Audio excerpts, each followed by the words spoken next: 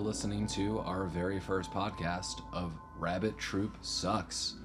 And we are going to analyze a lot of weird movies, which we tend to do. My name is Paul DeMarty, and with me is Michael Genova. And over the years, we've watched a lot of weird movies, and we're going to talk about them. And the first movie that we picked is 1998's Phantoms. And Mike, do you want to tell them why we picked this movie? No. So there's a reason we picked this movie. We're broadcasting to you from Denver, Colorado, and we thought it might be fun to start with a movie that was filmed in and was meant to take place in Colorado. And we'll probably be discussing more of these types of movies, Colorado movies, but not exclusively, of course. Yeah, we already started looking up some other films that have been filmed in Colorado, and unfortunately, they tend not to be Academy Award winning or even close to it in caliber type films, but we will definitely be visiting them because they're going to definitely follow our path into the obscure film tropes that we tend to like.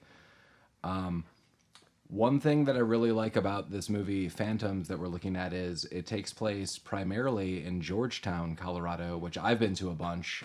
Mike, you've probably been there even more recently. When is the last time you went to Georgetown? A couple of years ago, when family was in town. There's a lot to unpack about how this movie interprets Georgetown. Most of them are not accurate. Yeah, if I'm not mistaken, or I can't even read my own handwriting and have a series of notes that I believe Georgetown is actually it is actually Georgetown, but it is it Snowfield? They call it Snowfield, yeah. And one of the fun facts about this, you'll see if you watch the movie, which you probably don't have to or really shouldn't.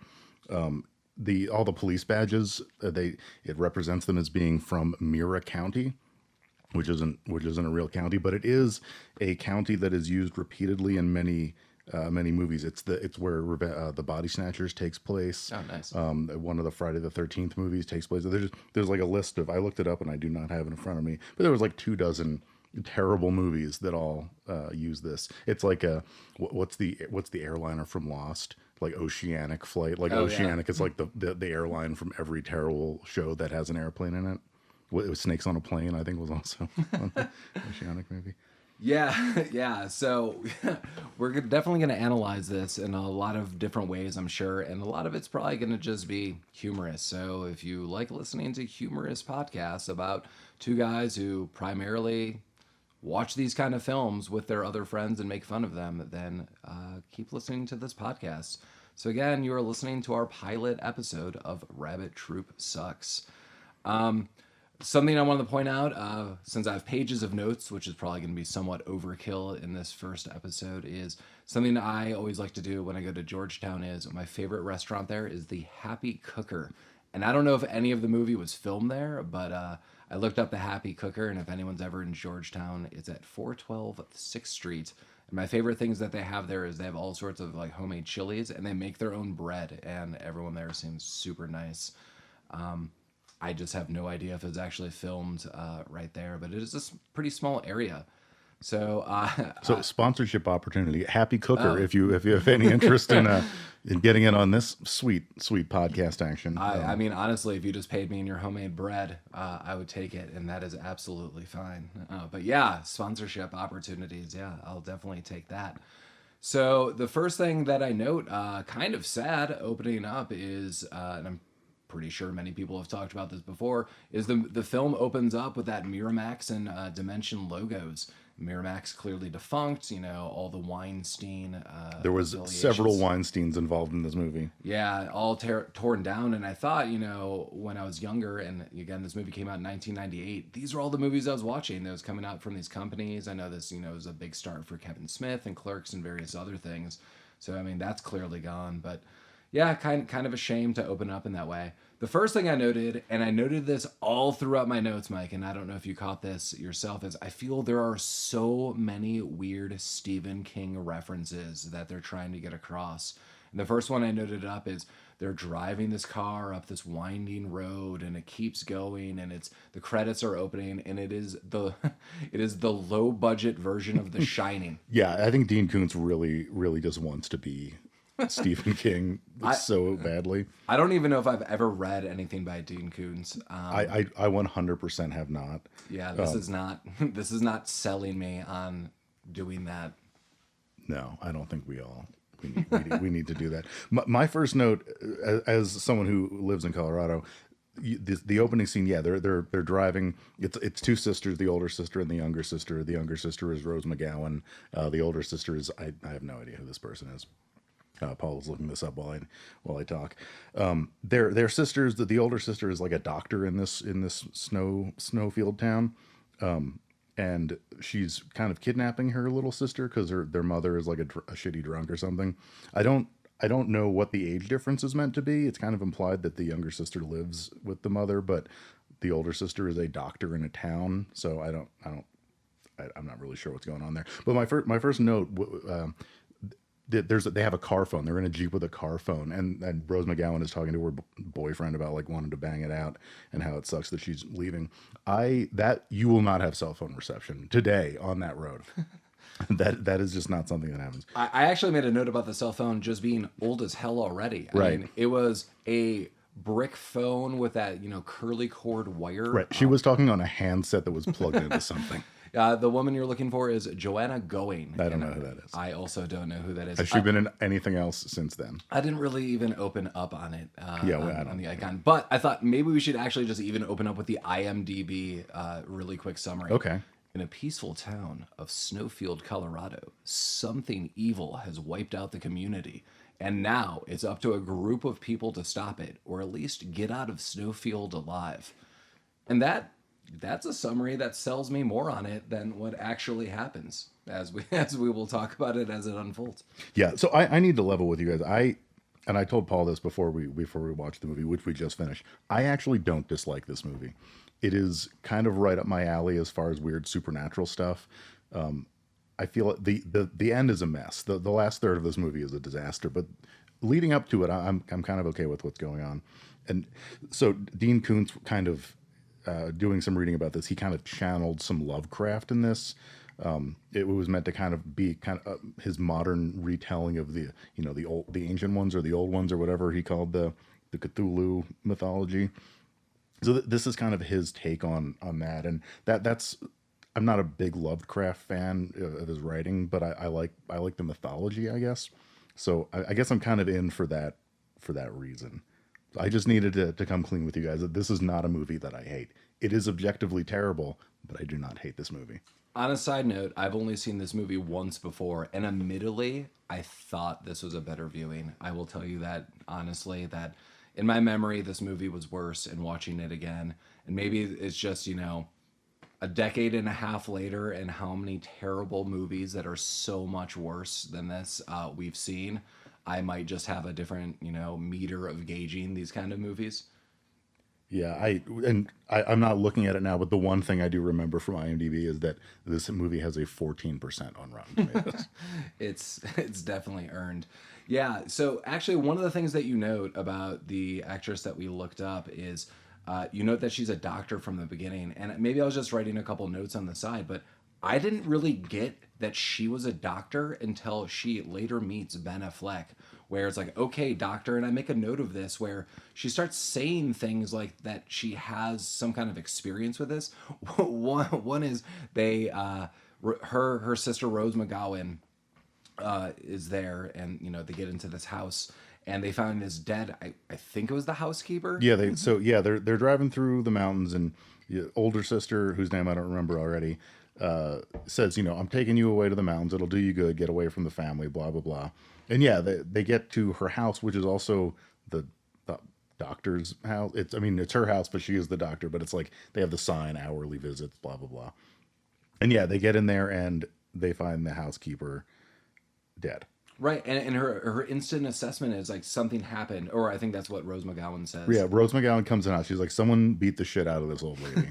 And the sister, who we later find out is a doctor, or maybe I just later find out she's a doctor, No, she died it suddenly, she says. Right? Yeah. Just we know this. I'm a doctor. It's fine. Right. I don't know how you're making that assessment just by eyeballing it, but that's pretty much said. And then quickly says, there's no blood in the body, which maybe you could assess a little more. Yeah. Like it's a weird kind of veiny corpse. And from that, she has discerned all of this information. And then they hear some noises upstairs, and they instantly say, "Oh, the killer's still here." And I note they don't run out of the house, but they walk briskly. Yeah, and it's just kind of a leisurely.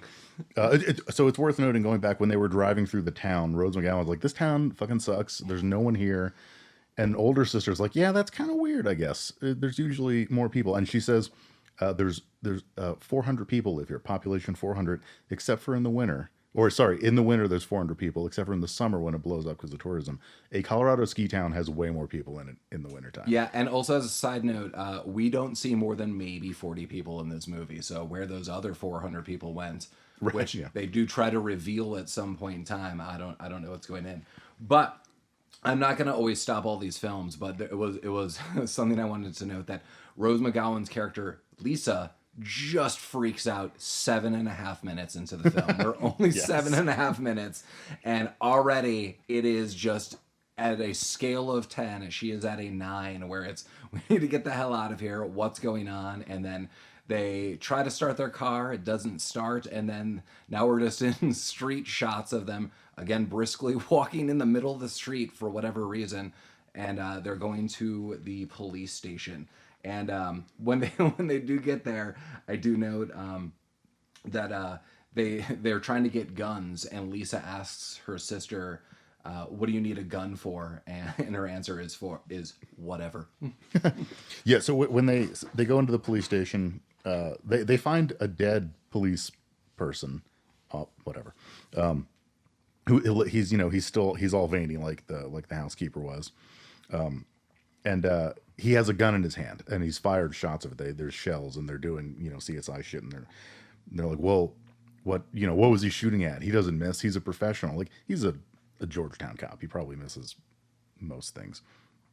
Oh, right. Also, if you want to get super dark with it, he's a professional. We quickly learn the sheriff is only there in the town because he accidentally shot a child in a closet. So if anyone's highlighting how professional anyone is, we got a crack team. Yeah, Ben Affleck hasn't shown up yet, but we'll get to him. We'll get to him in a second. At this point, Lady Doctor is theorizing that this is maybe it's a virus. Maybe there's something in the air, and Rose McGowan's like, well, what was he shooting at?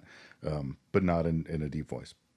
So they find some guns, and Rose McGowan instantly knows how to use a gun. She's like cocking shotguns and like doing parlor tricks. She's very comfortable with firearms. An older sister is concerned about this, and it's never really elaborated on. She says something like, I don't know, hood rat shit. But that was kind of the end of the Rose McGowan knows guns explanation. I will not use anyone's real character name because I did not write any of them down. I wrote some of them down. Ben Affleck is Bryce, which just seems... Is it? I did not pick up on that at all. I don't even know if it's ever used. I had to look it up, and I just thought that is the most suited name just for him as a human being. I'm going to just think of him as Bryce for me. Right, yeah, that makes sense. And I do note upon Ben Affleck meeting the doctor's sister, it's the first time I'm like, oh, it's established that this person's a doctor, so we just kind of move forward going through this. Yeah, I don't. Maybe they know each other because he's the sheriff. Maybe. Yeah. So after they leave the police station, well armed, they go to I think it's a hotel, like a bakery. In real life, it's a hotel. I've been to this hotel. It's like an old timey museum that's also a hotel. It's the one other thing to do in Georgetown other than buy candy.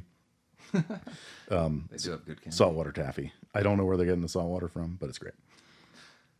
So they're in this hotel bakery thing, and they're walking around. There's no one there. They find on like the countertop, the butcher block countertop, there's a rolling pin that someone was using to make pies, and there's hands on it, but the hands have been cut off from the rest of the body, which is unsettling for them visibly. Then they realize that the oven is on. They're like, oh my god, there's probably some pies in there, and there were. They opened the oven, there were pies, and then they heard something, and like these heads just dropped from the top of the oven. I don't really know where the heads came from, but they just fell on the pies. Yeah, that was a weird move. Yeah, this movie I feel also needs to pick a lane. I mean, sometimes there's severed heads, sometimes it's just whispery voices, sometimes, and for the majority later on in the film, what they're just referenced as drones. Yeah, Yeah, there's yeah. drones. I was trying to think, and I was like, not droids, they're not robots. Yeah, there's drones that they're just inhabited bodies, and this movie just is kind of all over the place Yeah, with what's going on. it doesn't really whatever it is that they're up against, which we haven't really fully found out yet. It's kind of nondescript. It changes its mood every scene based on what they want to accomplish. When it does talk to people, it kind of talks like Bumblebee with the radio. It just like uses different people's voices that it's possessed. We'll find out more about that later. But this right here is where we finally get the introduction to or Bryce, Yep. who is wearing the biggest cowboy hat that has ever been captured on film. It's like if you've seen, and this is a movie that I think me and Paul and maybe 3 other people have seen. In Scary Movie 4, they do a gag where the sheriff of the town, every time they cut to her police hat gets bigger and bigger, like as a joke. This is the size of hat that Ben Affleck is wearing, and he's dressed like if Mac from It's Always Sunny was asked to dress as a police officer with a fuzzy duster. Right, he's wearing like a duster with like a sheepskin collar and his gigantic goddamn hat. One of his deputies is dressed exactly the same way, but he has a mustache. I just kept referring to him as mustachioed fellow. And my first introduction to him, I just wrote, mustachio fellow, does he have something to prove? Question mark. He does. The third person in Ben Affleck's little police party is Stu. I know Stu's name, played by Liev Schreiber, who is the second best actor in this movie. I'll tell you who I think the first one is later. But Liev Schreiber, I like Liev Schreiber. I think he does a great job. He is overacting, but I feel like he's just really having a great time. Yeah, I no joke. I actually think he is the best actor in this film. There are moments that he's doing weird giggles. He's kind of freaking out. You get the sense that he's going to turn on you at any point in time. It is really funny when you pin him against Ben Affleck because it is clear that he's coming at it more seasoned and Ben Affleck is reading from cue cards. It is pretty night and day on who the better actor in this situation is. So yeah, I totally agree with you on that. Yeah, well, I mean, to quote Jay from Jay and Silent Bob Strike Back, Ben Affleck was the bomb in Phantom Zone. I will probably go on record many times with highlighting on how Ben Affleck is one of my least favorite actors, and based on this performance, I cannot believe someone hired him to do other things going forward. But I'll just keep that aside and for probably many other episodes to come. Yeah, this is a movie full of people who it's surprising that either they did this, as we will the top billed actor for this, which we will talk about in a little bit. No idea how they got this guy here. Ben Affleck, how he managed to do anything afterwards. What's her name? Little sister, Rose McGowan. I never have known why she has been in anything. Yeah, she's all over the place. Anyway, so are we just kind of going scene by scene? We can skip around. I think we're just going a little like overall in order, then kind of foreshadowing some stuff. Yeah. I know they do go back to this hotel after they all kind of meet. I mean, there's some stuff that happens, but it's not really driving the plot. And it's like they basically need to get out of there, and they go back to this hotel area. And I notes that Shriver's character immediately spits gum to the floor, and I just wrote that was really rude. They're never getting that out of the carpet. Yeah, yeah. Hopefully they paid those people. Yeah, so they go to they all go out to the street together after they meet up, and all the lights go off, and it's very creepy. But there's only one building that has lights on, and it is this aforementioned hotel. So they all go in there. They all kind of split up, the classic, let's not stay together kind of thing. And that's when Ben Affleck sees the ghost of the kid that he killed, which is why he's here, and he talks to Lady Doctor about that. I don't want to say Lady Doctor, just older sister. Jenny.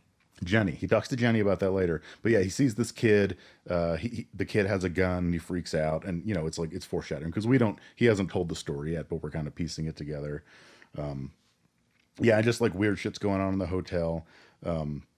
One big thing in the hotel is they find a room that just has a bunch of metal junk collected, which happens later in the film as well.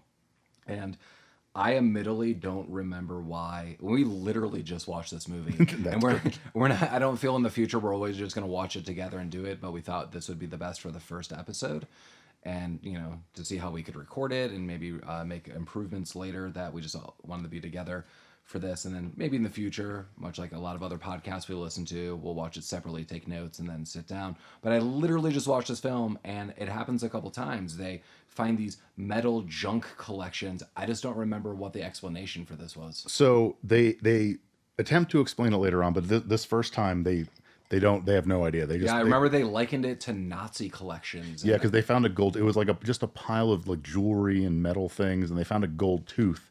And Stu, Liev Schreiber, is like, that's what the Nazis did. That's not what he sounds like, but that's how I'm going to talk like him. I like that impression. Yeah, and then the doctor, lady doctor, finds a pacemaker. She's like, this is a pacemaker. How'd this get here? Oh yeah. Right. So then they're kind of still walking around the hotel, and this was only to establish Liev Schreiber as a fucking weirdo. He walks into a room and there's a dead lady like wearing like lingerie on a bed, not like sexy lingerie, just like I'm going to bed lingerie. But he's like smirking and walking over and making sure no one's around. And he takes off his hat like he's being a polite gentleman, and he just goes right for her junk. He like hand in thigh. And then Affleck walks in and is like, what are you doing, looking for clues? He's like, yeah, looking for clues. Yeah, that was like a super awkward scene. It was, yeah. I mean, I think they played it off like it was supposed to be awkward, but yeah, it was weird. Then jump to whatever. I don't know how far we're into it. All of a sudden, there starts getting to be flashes and these phantom voices, etc. And at one point in time, they look over at a table and there's nothing there, and then they look back. I think it was after a quick flash. And they see there's a hand holding lipstick. Yeah, so let's go back in a second, because that's kind of the resolution to something that happened earlier. After the Liev Schreiber hand in the vagina of the dead woman scene, they're all together and they walk into a room and there's a mirror, and on the mirror written in lipstick is a note that says, "Find Timothy Flight. Find Timothy Flight, the ancient enemy." Yeah. And no one knows what that means. No one can find the lipstick. It was a room that Ben Affleck had to kick the door open. So he's like, it was locked from the inside. There's no one here. There's no lipstick. So then, yeah, later on when they're down in the lobby, light flashes and in a place that they had examined before, there was a severed hand holding the lipstick, and everyone's weirded out. Right, and I wrote really quickly on that one. The quote as soon as they see the hand with the lipstick was, that wasn't there before. And I'm like, I bet. So power of deduction and great observational skills clearly all throughout this film from everyone. And then really quickly, the mustachioed officer hears the phantoms. And he runs outside and there's a flash and he's gone. And that's what I said before, like, pick a lane. Like, I don't know what's going on. People are disappearing. Sometimes there's severed body parts. Like, I don't know. There's a lot of stuff going on. Yeah. So yeah, Mustache Cop, and he. So yeah, I won't ruin anything, because clearly all of you listeners at home are just aching to go watch this movie now. So I don't no spoilers. You should spoil. Yeah. So Mustache Cop gets gone, and then everyone else is still inside the hotel, I think, going, oh fuck. And then this like weird practical effect moth just like flies through the window, and everyone, it does like a gangland shotgun jubilee. I thought I was watching a shootout from Young Guns. Right. Like there are three people with shotguns. The Rough Riders have mounted up, and they just blast the fuck out of this moth. Yeah, I mean, if anyone was trying to conserve ammunition, I mean, honestly, although Mike is joking that this is a big moth, it looks like maybe double the size of a bat and they shoot probably 150 bullets at least at this thing. Handguns, shotguns, Right. whatever. No one's reloading. It's just there's just all four of them that are left. And they do not get this thing at all. No. That thing is alive and well, and it immediately attacks upon entrance. Yeah, so they think after they've emptied every clip they have ever conceived of into this thing, they're like, oh yeah, it's gone. It's definitely dead. We killed it. And they look out the window and it's like there's no body. And then this is like one of the more comical moments of the movie, not intentionally. This thing just flies through the window and starts just going to town on Liev Schreiber's face. Yeah, I just wrote all up in his face. It is immediate. All up in his face. And it's just like it's going to town. And they just start shooting into Moth and Liev Schreiber's face. And then I don't know if they killed the Moth or if it just left. Yeah, I also wrote that literally no one knows if it's alive or dead at this point in time. If it's even in the room, I have no idea. Right. That is not established, but they immediately board up the window. They board up the window. It is established that Liev Schreiber is dead and also does not have a face, because they show us this face that is not a face. It is just a red mist. And then Rose McGowan steps in with some weird prophecy of it thinks it's the devil. It wants to dance with us. Yeah, she all of a sudden knows it all. And so Ben Affleck's, someone said, well, why hasn't it killed us? She says, it takes men like him.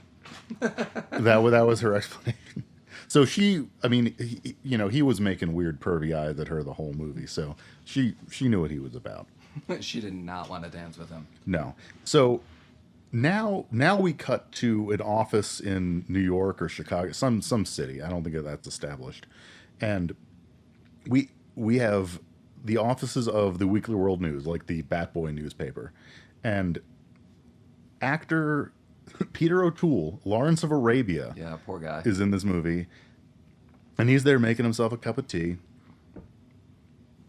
And some FBI guys show up, and they're like... Were they FBI? I was actually actively trying to find out what branch of the government they were for. Well, they said they were FBI. Okay.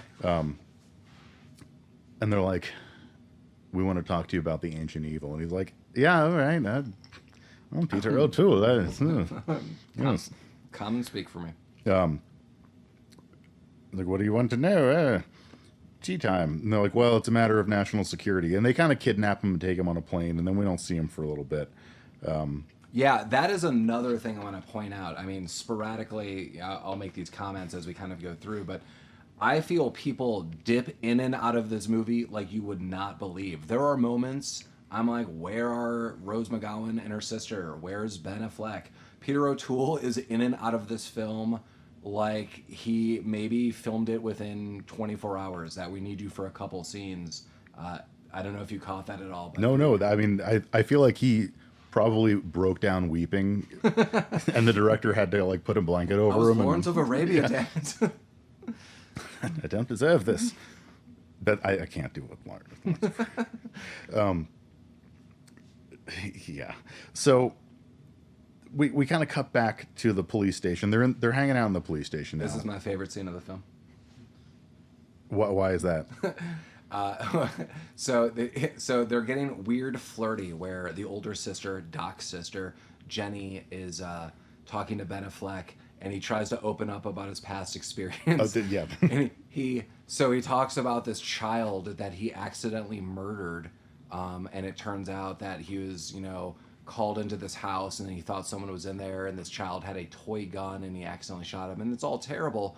But why it's my favorite scene is it is bananas that he pulls out a full-on newspaper page, not really a clipping, but like the full page of a newspaper, and he keeps it in his wallet as a reminder of the crime he committed against this kid as he's explaining it and somewhat flirting with this woman. It was just an odd move. Yeah, I mean, he came in strong. Well, she was asking what he was doing there, and she said, and this was not established before, I don't believe. She's like, so, you went to Harvard, 2 years in the FBI. How'd you end up in this little shithole? Yeah. And he's like, well, here's a full-size newspaper clipping of a child that I shot.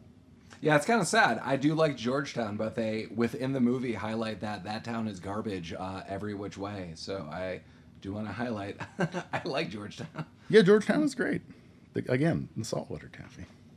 Then we get to Rose McGowan needs to use the restroom. She was trying to somewhat take a nap, I think, in another room, not working. She needs to use the restroom, and honestly, she wants an escort just because of all the weird things. And Ben Affleck, checks out the restroom ahead of time, so they walk in and no one's there, and she's about to use the restroom, and then we pan to the sink, and then Rose McGowan's going through a bag. She drops a cigarette into the bathroom sink, and then we hear some flashes, and then there's a lot of weird, more phantom stuff that happens. And if you want to take it from there, Yes. because Mike's favorite appears. He's back. Yeah, Liev Schreiber's back. Stu's back. He doesn't have eyes this time, and he says his catchphrase from the movie.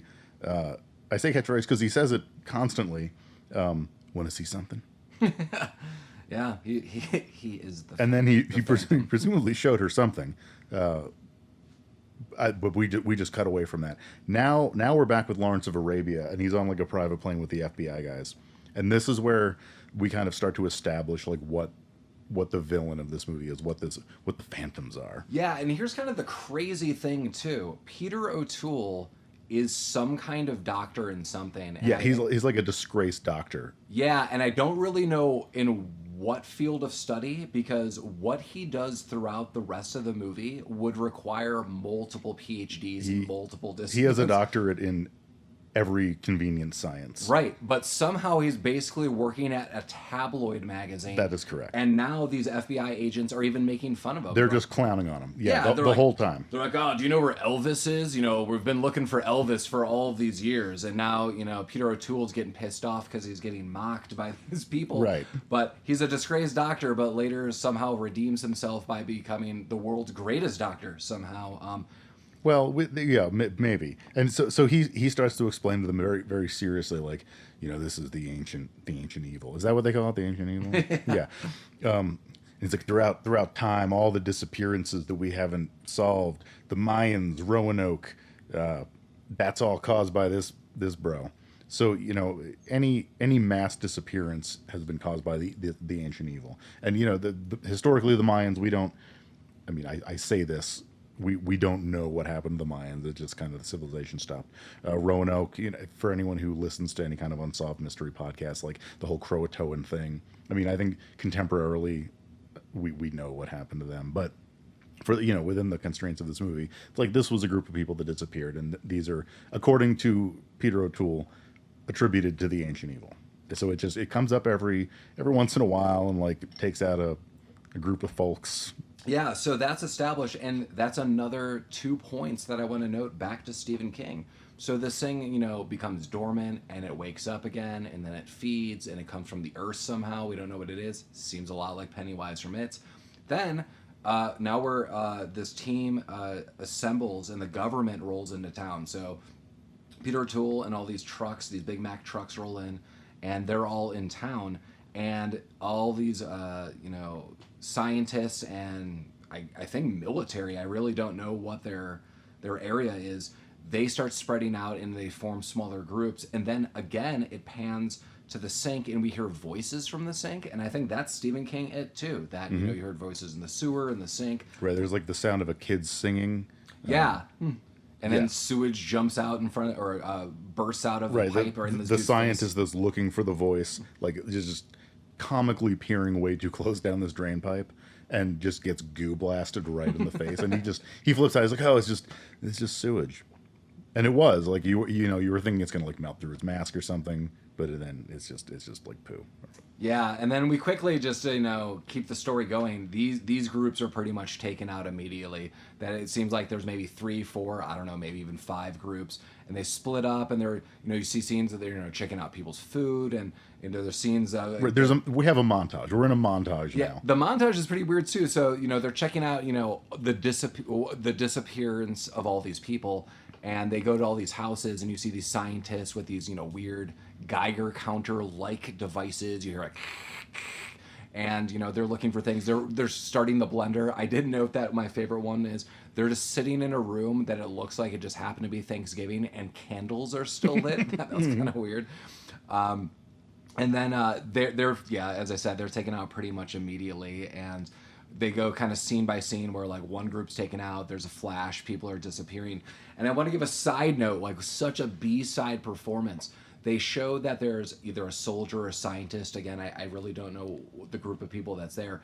That this person is actually in the sewer. Velasquez. Yes. Yeah. And that actor is Michael D. Lorenzo. I looked him up because he's one of the few people that actually, they're all wearing biohazard, masks and suits. He rips it off before he's killed, and I thought, wait a minute, isn't that Michael D. Lorenzo from Head of the Class? And it is. And that was such a weird cameo that from the 80s show Head of the Class that this guy was there, and then I felt maybe we'd never see him again. I looked him up Much like Head of the Class. Yeah, well, I looked him up really quickly. I'm like, what else was he in? And he was listed in Breakin' as dancer. Of course. So. Yeah, so Velasquez is in the sewer to like hook power up to the sweet military camper van of science that they have.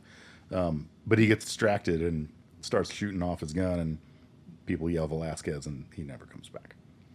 Yeah, then all of a sudden, like every single scientist is just straight up possessed. Right. So yeah, we have the montage, we have the Velasquez in the sewer, and then we kind of everyone convenes in the church, which makes everyone super uneasy, as churches should do. But they're in the church, and they find a new pile of metal stuff, like much like what they found in the hotel earlier, and Lawrence of Arabia, Larry. He's just like, yes, that's those are the undigestible bits. They're pieces of people that the evil couldn't digest. And all the scientists are like, all right. And then they're just like being awkward in the church, and then a dog comes in the door. A heckin' good boy just comes in looking all adorable. And this, when I said that Liev Schreiber was the second best actor in the movie, I believe that this dog is the best actor. I'd give it to the dog. He comes in and he's just like, whatever, how's it going, guys? And they're like, oh yeah, it's a cute little dog, and they go to pet it. But then the dog grows tentacles that stabs everyone in the face. This dog just tentacles shoot out of his back, and everyone gets stabbed in the face. Yeah, this evil too. I don't know if it's an alien. I don't know if it's a demonic presence. I don't know what it is, but whatever it is, my note on this was, damn, it absolutely hates those scientists. It really does. Because, the main characters that we're seeing, Peter O'Toole, Ben Affleck, Rose McGowan, clearly they're still alive in all this, but it's not even like this entity is going for them at any point in time. But the moment it sees a scientist, you are just dead. It is like an 80s film that if you just had sex in the woods and you were a teenager, immediately someone's going to kill you with an axe.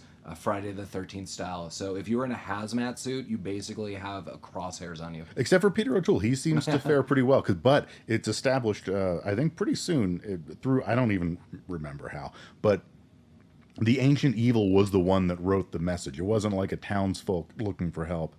The ancient evil really wanted Peter O'Toole to come hang out because he wanted to have his story told. And he thought that a disgraced doctor who wrote for the Weekly World News was the best way to tell the world his story. Yeah, I immediately wrote this. Why does this alien or demon or whatever it is, why does it want Peter O'Toole's character specifically to write this? And he says, like, he spits out this blood, this creature, he's in one of the drones, possessed human, and he spits out this blood, which turns into a lizard. It turns into like a gecko. Yeah, and then it tries to sell its car insurance, and then it turns back into goo again. It does turn back into goo, which is super weird.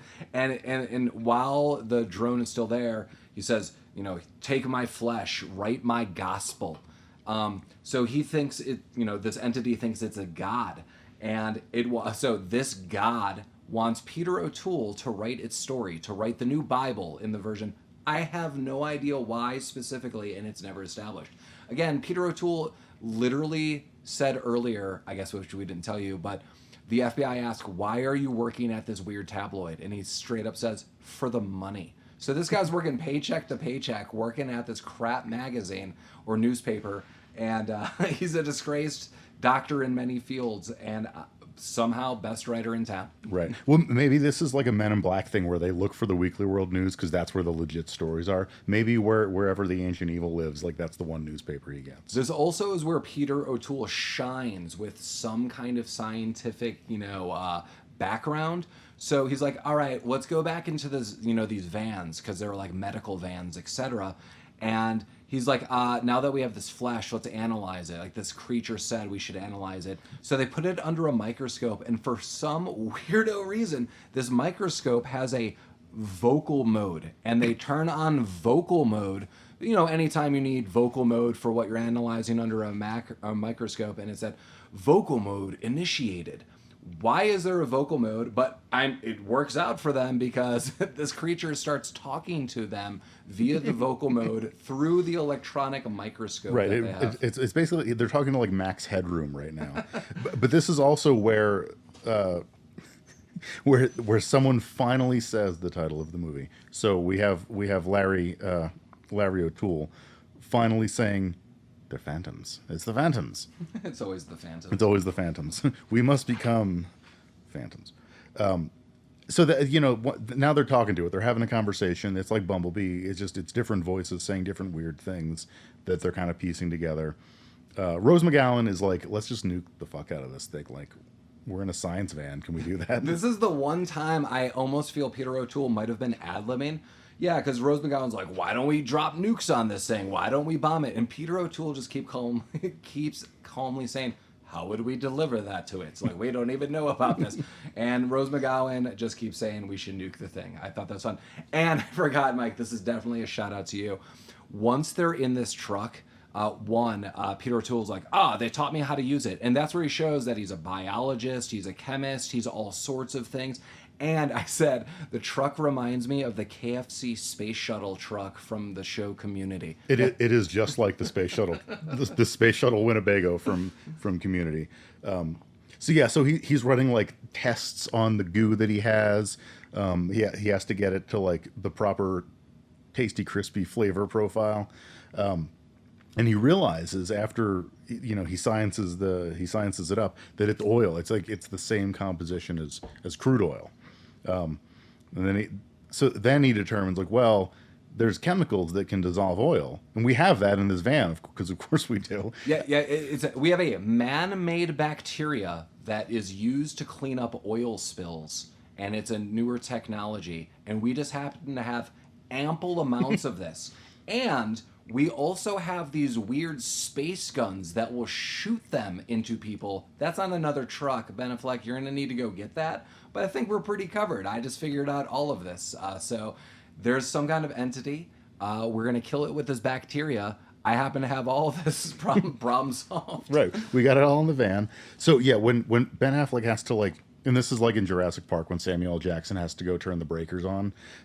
He's sneaking around. He's like playing it cool around the phantoms, and this is where the dog, whoever the dog actor's name was, really shined, because this dog is like one of the phantom drones, and it's just sitting there like a good boy, but it's looking at him with this like side cocked head, like, what are you doing, bro? Like a dog would. Like this dog is delivering the best performance of this movie. I believe that this dog is curious about what Ben Affleck is doing. So when Ben Affleck later goes through his obstacle of finding another drone and actually getting these devices which are like guns, and you load them up and with these bacteria, etc., like bullets now. He gets back off, and the dog is waiting for him, and they even superimpose like some demonic face. They give the dog. Yeah, he's got like eyes. the eye, like the goo floating around behind his eyes. I hate the goo. No one likes the goo. Also, again, going back, this is going to be our shout out to probably the only listener we might ever have. I felt everything being in that van is the equivalent to our friend Emily's trunk. That any time in life that that's a shout out. Yeah, that we needed anything, Emily's like, I have that in my trunk. Glow sticks, pots and pans, fishing poles, trash bags, snacks. If you bocce ball set. Yeah, if you needed anything, if you wanted a day of activities planned out for you, you just hit up Emily's trunk. This episode has been sponsored by Emily's Trunk. Doesn't sound right. No, it doesn't. Sponsorship opportunity. Emily's Trunk. Well, back to the dog. The dog lets Ben Affleck go. Yeah, the dog just wants to know what's going on. He's not there to stop it because he wants his story told, and even though Ben Affleck is getting the weird goo gun, he doesn't know that. He's a heckin' good boy. So now they got a weapon. They're like, all right, we're loaded up. We've got this weapon. We're ready to go. We just need to shoot it. The idea is this. This thing kind of replicates on itself. But they're like, if we could get a couple shots into it, it's basically we're going to take down the Matrix system. Some kind of hive mind that if we could shoot it into a couple of these drones, it's going to infect it. It's basically Independence Day in a nutshell. Yeah, that's pretty accurate. Well, we're going to give this thing the common cold. We give the alien a cold. So yeah, so they got the goo gun. They loaded up with the ample amounts of anti-petroleum poison that they have for some reason, and they decide they're going to use Peter O'Toole as bait. Like, you're going to go out there, you're going to talk about how you're going to tell his story, and you're going to get this guy to come out because we need a lot of him.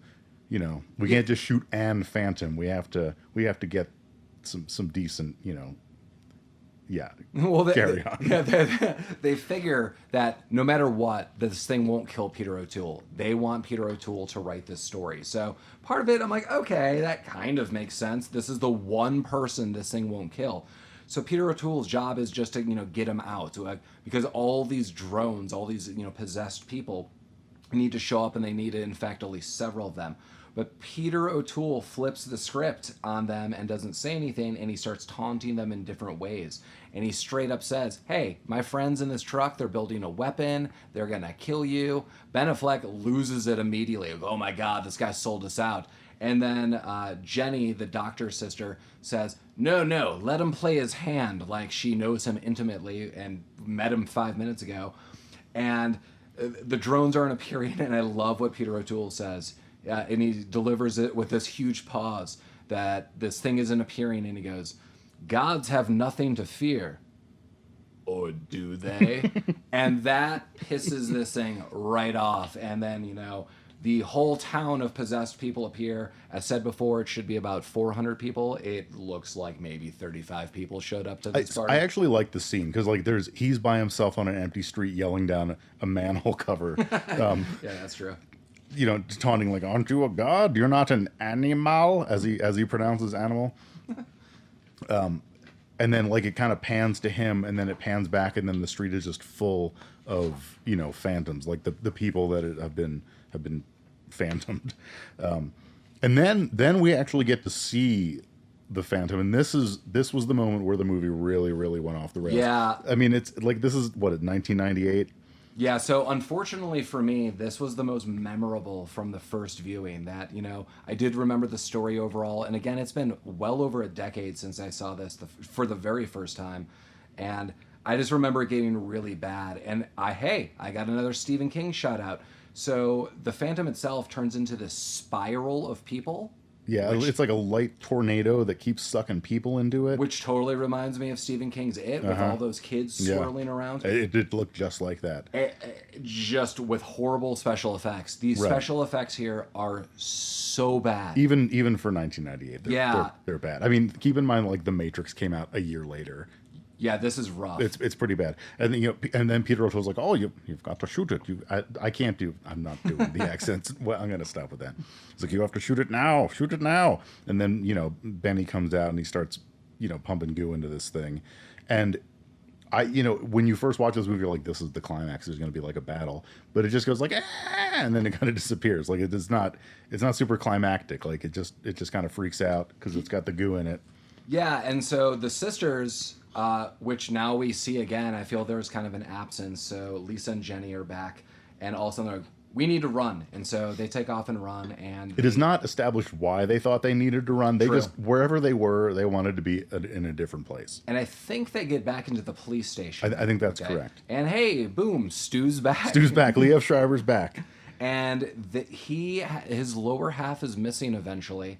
And he turns into a weird octopus man. Yeah, he's got tentacles. Because they also do, when he shows up, they do kind of a recreation of the moth scene. Like, it is just a St. Valentine's Day massacre of shooting Stu. Yeah. And then he's like laying on the floor and his bottom half is missing, but it's tentacles. But then he says his catchphrase again. You want to see something? And he starts crawling at them with the tentacles. And he's making jokes. He's like, I wrote that, wise. making weird jokes. Right, like there's like a broomstick falls and he limbos under it and he makes like a limbo joke. Yeah, yeah. This movie again, it needs to pick a lane. Are these funny zombie demons? Right. I don't know what's going on. Well, and like the Stu zombie is a different class of because he's pretty autonomous. He's got his own thing going on. The rest of them kind of seem more hive mind oriented. But eventually they get tired of being chased by Stu. They shoot him some more. Dr. Lady has like a syringe of the stuff. She stabs him with it. Yeah, I do want to point out, so I was under the impression when they even got these guns to shoot these syringes, as I said, like syringe bullets or whatever they were, I can't remember exactly. I was under the impression that like maybe they made like 6. They have at least 100. They have gallons of this stuff. Yeah, like so. At one point in time, Peter O'Toole, sorry, going back, Peter O'Toole's like, oh, I have this whole cabinet of diseases and bacteria. Right. He literally opens up this weird magician's chest or armoire, and all of these vials are there. But this particular virus that is man-made, yeah, as Mike said, they have gallons of it. Just an insane amount. Some break, some don't. They've shot up some people, whatever you need. I mean, they've got the goo. They have all the goo. Yeah, so getting back to Stu, he's got the goo in him. He's like, oh, you poisoned me. What'd you do? I'm Stu. And then Dr. Lady takes her additional syringe, which she has more apparently, and she jams it into the front of a shotgun, and she just stabs him in the face and shoots. And he turns into like a Demogorgon for a second. He has like this like rose petal face, and then he's dead, I think. Then we're back with Bryce.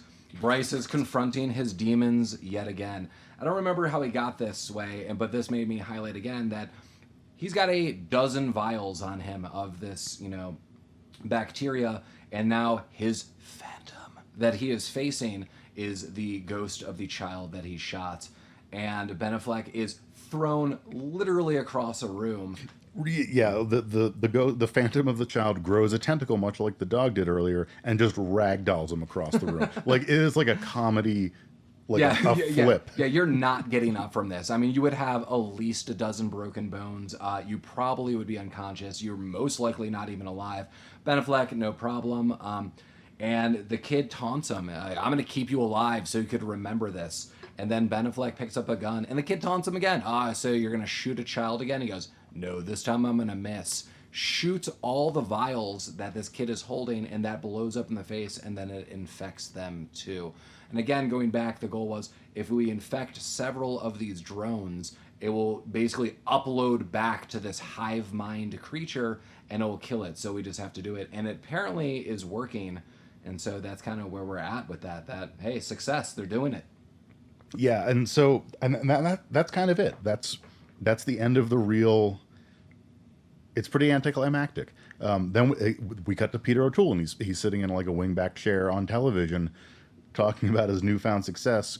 He has now a book out called The Ancient Enemy, and he's explaining how it's been alive for years, and it lives in the ground, and it's millennia old, and it ate dinosaurs once.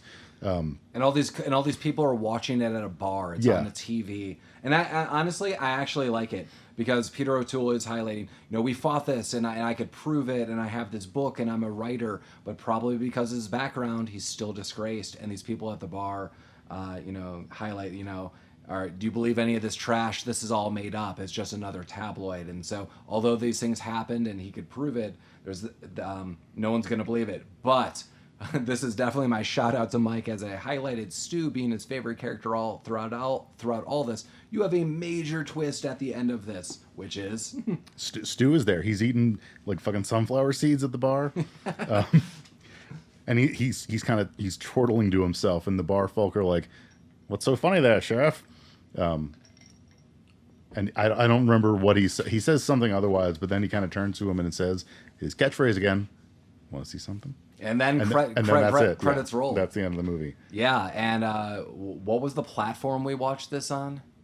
Pluto. Oh yeah, we watched it on Pluto. We watched it on Pluto. So there were commercials, and immediately upon him saying that catchphrase, it went into a commercial about a show of people riding horses. Is it a show? I don't. I don't. No know. one knows what that commercial's for. Yeah, so that was a little off-putting in all of this. So you definitely have access. Anyone listening to this, if you do want to watch it, you can watch Pluto, it for free. great platform for watching movies. Sponsorship opportunity, Pluto. Yeah, that'd be great. Rabbit Troop Sucks loves Pluto. Yeah, so that was our walkthrough of Phantoms. We definitely wanted to highlight that this was filmed in Colorado. That was honestly for me my favorite thing. I did like all the aerial shots that you get to see of Georgetown. If you do go to Georgetown, it pretty much looks the same. Maybe fresher paint, but it's more of an old historic area, and you could get really fun things and great food and stuff like that.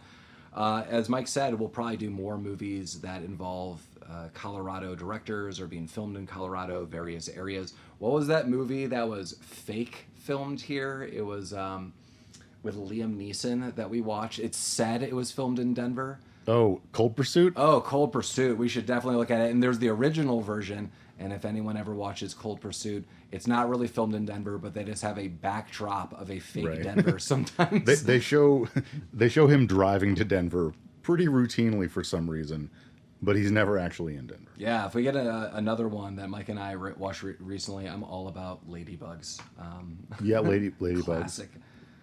But yeah, hopefully if you like this, we're going to keep ironing some things out. And if you want to listen to us further, feel free to subscribe or give us any kind of commentary. We did start a email, and we have, ways to be contacted, I guess. So it is rabbittroopsuckspodcast@gmail.com. And I know it's lengthy, but if you want a good Gmail or one that is appropriate, you're going to have to work with it. And again, it's rabbittroopsuckspodcast@gmail.com. We don't have a movie planned for next time, but I'm sure after we record this, we'll discuss that. But hopefully you enjoyed this. Mike, what do you want to say as a final overview of Phantoms? Would you recommend it? Do you want to talk about grades? I don't feel we always need to leave off with a grade or anything. That's a fair point. I like I said, well, man, I can't recommend that anyone would ever watch this movie. That being said, I do enjoy this movie. It has merit for me. It's like if this movie if it had better actors in it. Actually, I can't even say that because most of the actors in this movie are okay. If it had not Ben Affleck in it, and if it had slightly tighter screenwriting, I think this would actually be a pretty decent movie. I've never read the book, and I'm never going to, but I like the story. I don't think you should watch it, but if it's on TV, if you're a Pluto subscriber, which Pluto is free, just fire it up at night. Yeah, I mean, for me personally, I always like seeing a movie filmed where I live or someplace that I've been. I mean, that's worth it for me alone. Do I plan on watching this movie anytime again in the next 10 years? Maybe it's going to be, a 10-year marathon and anniversary that I thought I watched it maybe 10 years ago and maybe another 10 years. Sure, just to remind myself that I should maybe not watch this movie. Right. Well, I mean, on the 10-year anniversary of Rabbit Troop Sucks, and no, we're not going to explain why the podcast is called that. It's something you'll know or you won't. Yeah, yeah, that's fair. On the 10-year anniversary, we'll revisit this when I assume in our mansions paid for by sponsorship money. With our adoring fans all around us. And again, we live in Colorado, so if any major dispensary wants to bankroll us, be like, Rabbit Troop Sucks, brought to you by Marijuana and Dispensaries, and then we'll cash any check that you want. So there's a lot of companies out here. So yeah, I mean, I'm not drinking Colorado beer now. I was moments ago, but right now I'm not. But Colorado breweries, I'm assuming this podcast is going to blow up within the next couple weeks. I was even before the next episode, I would assume. I heard some rumors that Elon Musk was going to drop the whole Twitter purchase and maybe join us. Just he thought this is worthwhile. I run into his brother every once in a while. I'll slip a USB thumb drive in his big old belt buckle. Tell old Muskie that we're not above that kind of money. So yeah. So we don't have the next episode planned, but I think to kind of keep some kind of consistent release schedule, we're planning on maybe 2 episodes a month every other week, just to keep some consistency so you have something to look forward to. So yeah, definitely subscribe. Send us an email. Send us a comment. Doesn't have to be a good comment. The rating should be 5 stars or better. That's a given. But the comment doesn't have to. You can tell us whatever you want in the comments. You could talk about, even or write us about people we reference that you don't even know. Our friend Emily and her trunk. Yeah. If you want to know more about that, you could write us, and we could get her involved with this. We could get any kind of guests. Actually, we do want to have some guests here in the future, and we've already talked about a couple people. So it'll probably be just Mike and I primarily on most occasions, but I do foresee us having some guests sometime soon. So I assume we'll have a line of guests just waiting to get in. damn right, and maybe we get Peter O'Toole. Is he still alive? We could summon Peter O'Toole if he's not. I mean, I genuinely don't know. I mean, before we leave, I should maybe look this up. You should. He's got to be dead. He was Lawrence of Arabia. He's not alive. I mean, he might be alive just on the anger of this movie alone. That the Phantoms kept him alive. That's fair. So yeah, should you watch Phantoms? If you've been curious about what Jay was talking about all those years ago and what Ben Affleck was the bomb in, you should watch Phantoms. And unfortunately, Peter O'Toole died in 2013. So he made it 15 years after making this movie. Yeah, it's hard to wash yourself clean after Phantoms. He really tried. Well, enjoy, everybody. We look forward to doing this again, and we look forward to hearing from you. Have a good one. Rabbit Troop sucks. Rabbit Troop sucks.